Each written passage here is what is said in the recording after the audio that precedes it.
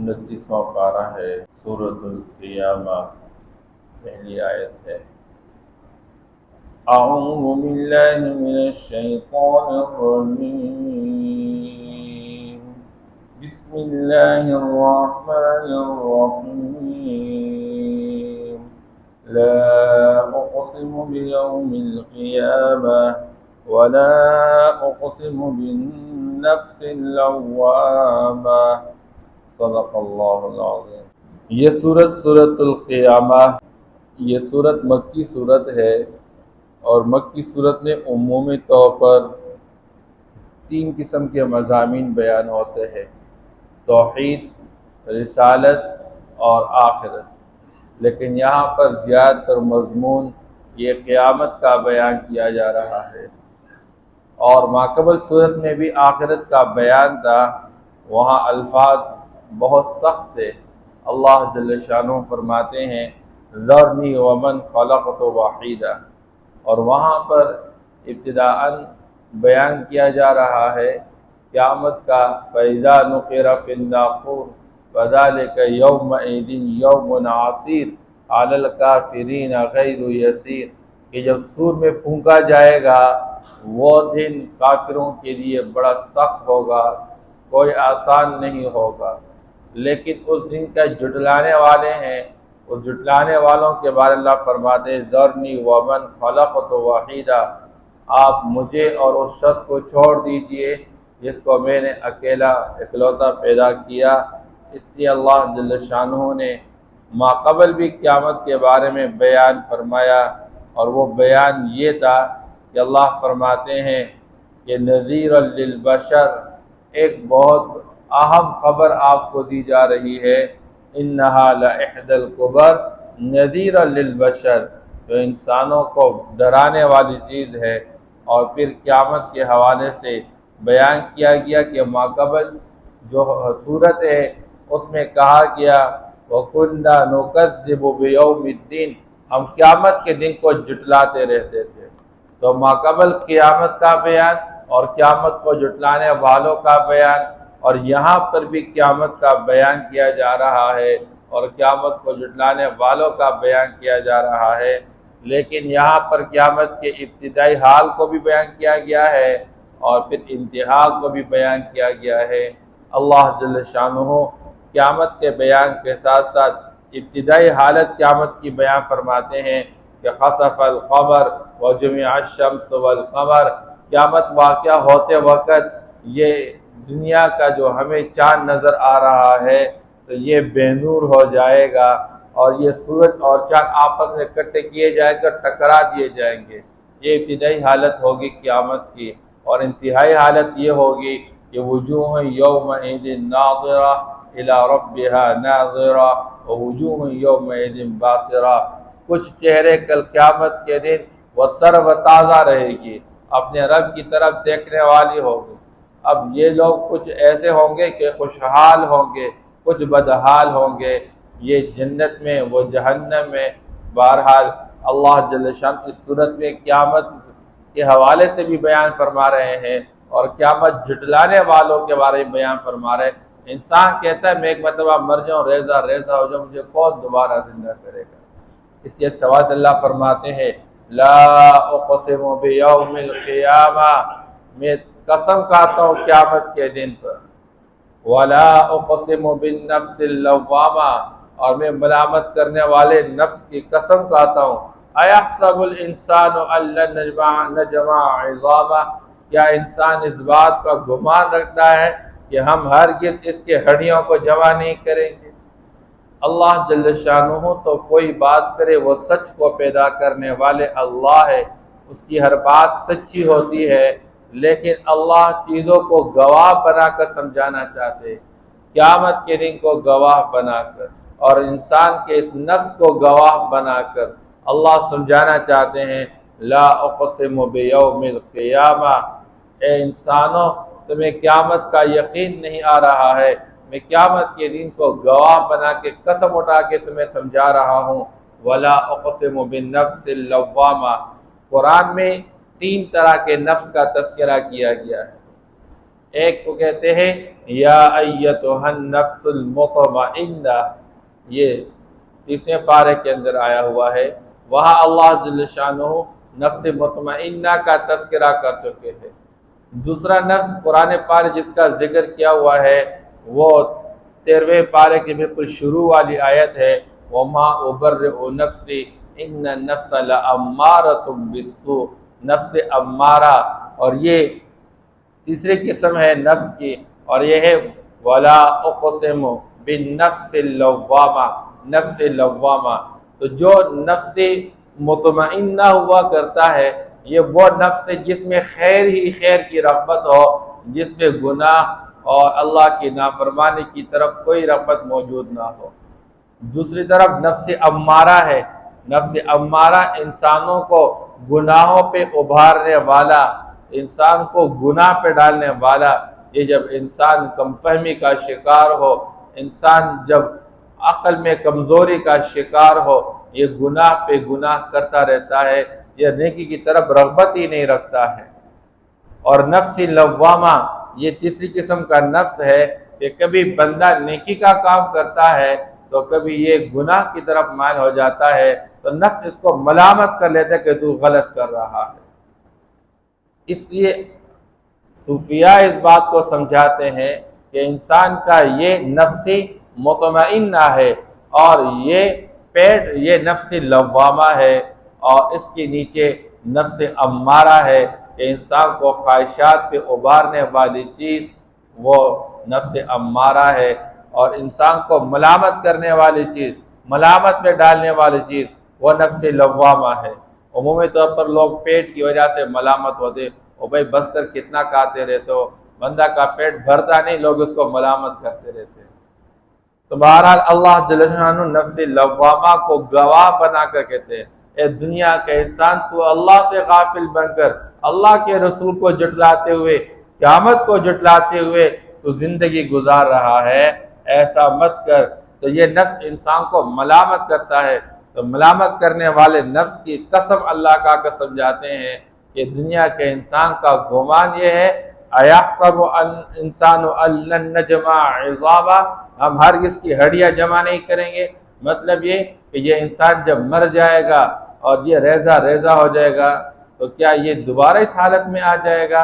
یقولون انا لمردودون فی الحافرہ، کیا ہم دوبارہ اس پہلی والی حالت میں لوٹا دیے جائیں گے؟ ایسا ہو نہیں سکتا، ہم ہڈیاں ہو جائے، ہم ریزہ ریزہ ہو جائے۔ اذا كنا عظاما نخرہ، جب ہماری ہڈیاں بوسیدہ ہو جائے، ریزہ ریزہ ہو جائے۔ اس لیے قرآن نے مختلف الفاظ کے ساتھ یہ تعبیر کیا ہوا ہے کہ انسان کا یہ یقین نہیں ہے کہ یہ مرنے کے بعد اور ریزہ ریزہ ہو جانے کے بعد دوبارہ زندہ کیا جائے گا۔ حالانکہ کیا مشکل ہے اللہ کے لیے۔ اللہ فرماتے ہیں انسان ہمارے ساتھ جھگڑالو بن جاتا ہے۔ اولم یر الانسان انا خلقناه من نطفة فاذا هو خصيم مبين وضرب لنا مثلا ونسي خلقه قال من يحيي العظام وهي رميم قل يحييها الذي هو انشأكم۔ او بھائی تم کیا کہہ رہے ہو؟ تمہارا گمان یہ ہے کہ ایک مرتبہ ہم مٹی ہو جائے، تو اللہ فرماتے اس کو اپنی پہلی والی خلقت یاد نہیں ہے، تخلیق یاد نہیں ہے، ہم نے پہلی مرتبہ انسان کو کیسے بنا کے رکھا تھا۔ یہ ہمارے ساتھ جھگڑالو بنتا ہے، ہمیں مثالیں بیان کرتا رہتا ہے، حالانکہ پہلی مرتبہ جس ذات نے جس قطرے سے بنایا اور جس مٹی سے بنایا وہی اللہ کو دوبارہ پیدا کرنے پر قادر ہے۔ اس لیے اللہ جل شانہ فرماتے ہیں بلا قادرین علی ان نسوی بنانا، کیوں نہیں، ہم تو انسان کو دوبارہ جوڑنے پہ اور دوبارہ پیدا کرنے پر قادر ہے، یہاں تک کہ یہ انگلیوں کے جو پورے ہیں ایک ایک پورے کو ٹھیک ٹاک بنائیں گے۔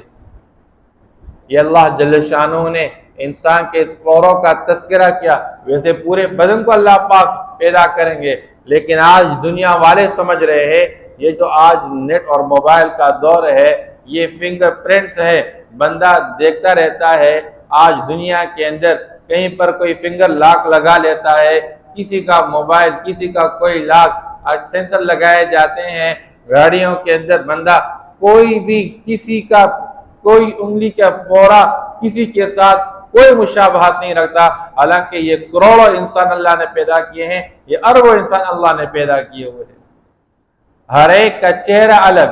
آج لوگ فیس لاک لگاتے ہیں، آج لوگ فنگر لاک لگا لیتے ہیں، اس کے اندر کی یہ جو لکیریں ہیں یہ ہر ایک کی دوسرے سے مختلف ہے۔ اللہ اس ایک ایک لکیر کو پیدا کرنے پر قادر ہے، اس پورے کو پیدا کرنے پر قادر ہے۔ تم کیا سمجھ رہے ہو کہ میرا یہ بدن کیسے پیدا کیا جائے گا؟ جب اللہ اتنے معمولی چیز کو پیدا کرنے پر قادر ہے تو یہ تو اللہ کے لیے کوئی مشکل نہیں۔ بلا قادرین علی ان نسوی بنانا بل یرید الانسان لیفجر اماما، بلکہ حقیقت یہ ہے انسان چاہتا یہ ہے یہ قیامت کا انکار کر کے، یہ موت کے بعد کی زندگی کا انکار کر کے، یہ ڈھٹائی کے ساتھ آگے بھی اللہ کی نافرمانی کرنا چاہتا ہے، اور کتنی ڈھٹائی کے ساتھ کہتا ہے یسأل ایان یوم القیامہ، کب ہوگی وہ قیامت کا دن، کب ہوگا وہ قیامت کا دن، وَيَقُولُونَ مَتَىٰ هَٰذَا الْوَعْدُ إِن كُنتُمْ صَادِقِينَ، پیغمبر سے پوچھتے ہیں اچھا ہم تو نہیں مانتے ہیں، تمہارے گمان کے مطابق قیامت ہے تو کب وہ قیامت کا دن واقع ہوگا، یہ وعدہ کب پورا ہوگا؟ اس لیے اللہ جل شانہ نے جگہ جگہ آپ صلی اللہ علیہ وسلم کو فرمایا یسألک الناس عن الساعة، یہ لوگ آپ سے قیامت کے بارے پوچھتے ہیں، قل انما علمها عند اللہ وما يدریک لعل الساعة تکون قریبا، کہہ دیجئے کہ قیامت کے وقوع کا علم، یقین علم تو اللہ کے پاس ہے۔ آپ صلی اللہ علیہ وسلم کو کسی کو یہ قیامت کا علم نہیں دیا گیا کہ قیامت کب قائم ہوگی، البتہ قیامت کی نشانیاں بتائی گئی، جب یہ حالات پیدا ہو جائے سمجھو کہ قیامت بالکل قریب آ چکی ہے۔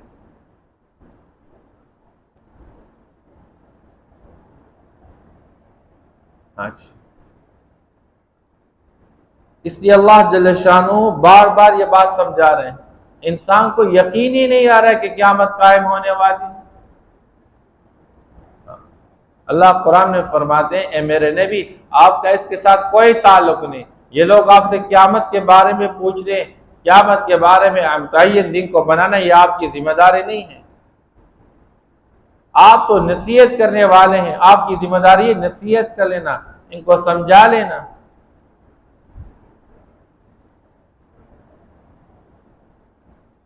فَإِذَا بَرِقَ الْبَصَرُ وَخَسَفَ الْقَمَرُ، یا دنیا کا انسان اپنے معمولی قوت اور طاقت اور حکومت اور پیسے کے نشے میں آ کر یہ اللہ کے کیے گئے فیصلوں کو جھٹلاتا ہے، یہ اللہ کے بنائے گئے نظام کو جھٹلاتا ہے، اللہ کے بھیجے گئے پیغمبروں کو جھٹلاتا ہے۔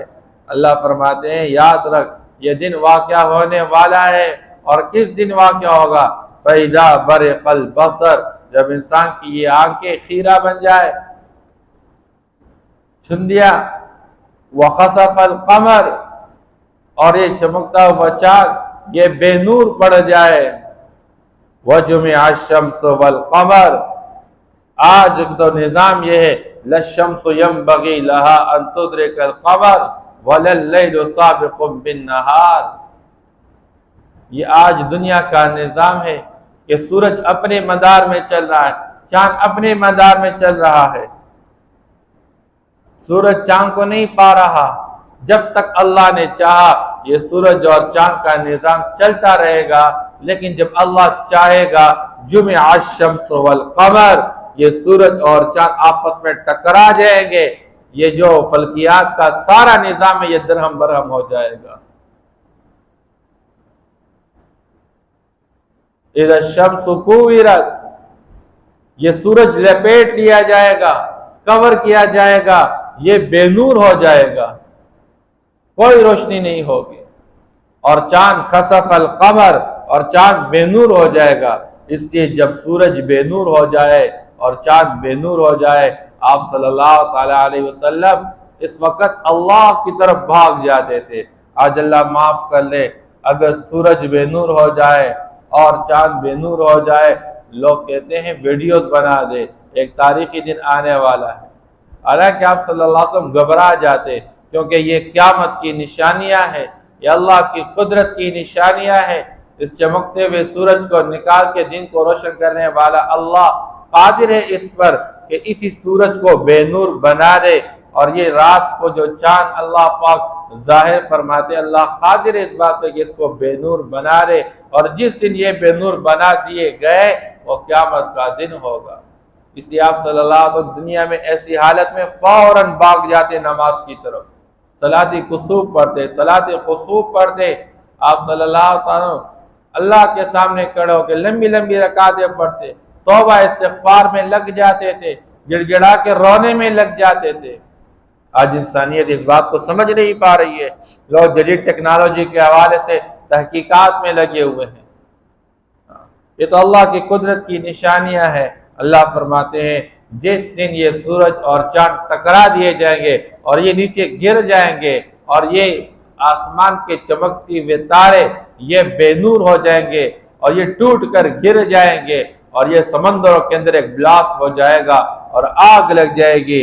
یقول الانسان یومئذ این المفر، پھر اس دن یہ قیامت کا دن جب واقع ہوگا، یہ انسان کہے گا ہے کوئی جگہ جہاں میں بھاگ نکل جاؤں؟ کوئی جگہ نہیں ہوگی۔ پھر انسان بھاگنے کا راستہ تلاش کرے گا، کہاں بھاگے گا؟ دائیں بھاگے، بائیں بھاگے، آگے بھاگے، پیچھے بھاگے، ہر طرف قیامت ہی قیامت۔ یہ دنیا کے مضبوط پہاڑ یہ ہوا میں اڑنے والے بن جائیں گے، یہ آسمان پھٹ جائے گا۔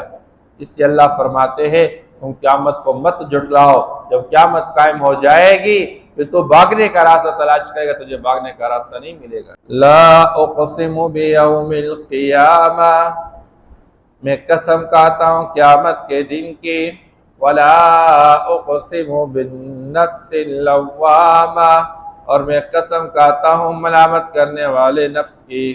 ایحسب الانسان ان لن نجمع عظامہ، کیا انسان یہ گمان کرتا ہے کہ ہم ہرگز جمع نہیں کریں گے اس کی ہڈیوں کو؟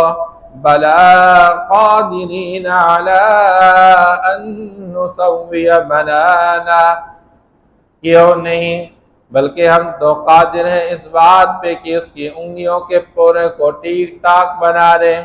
بل یرید الانسان لیفجر امامہ، بلکہ انسان چاہتا ہے کہ یہ خوب ڈٹائی کے ساتھ بھی آگے برائی کے کام کرتا رہے، نافرمانی کرتا رہے۔ یسأل ایان یوم القیامہ، اور پوچھتا ہے کہ کب قیامت کا دن قائم ہوگا۔ فَإِذَا بَرِقَ الْبَصَرُ، پر جب آنکھ خیرہ ہو جائے گی، وَخَسَفَ الْقَمَرُ، اور چاند بے نور ہو جائے، وَجُمِعَ الشَّمْسُ وَالْقَمَرُ، اور سورج اور چاند کو اکٹھا کیا جائے، یقول الانسان یومئذ این المفر، پھر اس دن انسان کہے گا کہاں ہے بھاگنے کی جگہ، کہاں ہے بھاگنے کا راستہ۔ صدق اللہ۔